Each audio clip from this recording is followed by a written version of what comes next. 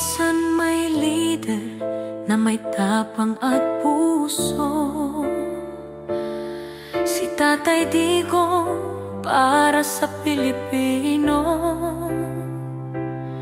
tinindigan ang tama, nilaban ang mali.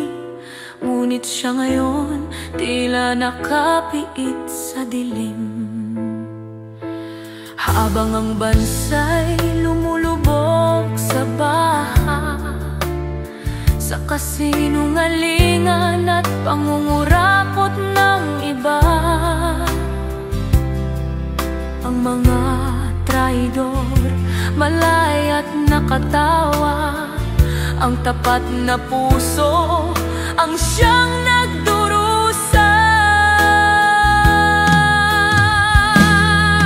Bilanggo si Tatay, ngunit tayo rin gapos ng sistemang walang damdamin. Buwis ng mahirap, ibinulsa ng may salarin. Ang bayan ng tunay na nakakadena rin. Kahit siya'y ikinulong ng kapwa't batas, ang tapang niya'y apoy na di kailanman magwawakas.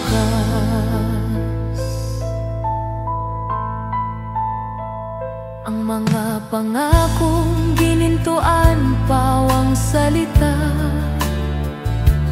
Ang masa'y ginagawang laruan sa politika. Ngunit sa puso ng mga maralit at tapat, si Digong pa rin ang tanging hinahanap. Sabi nila justisya, pero para kanino? Bakit ang matuwid ang laging ginugupo?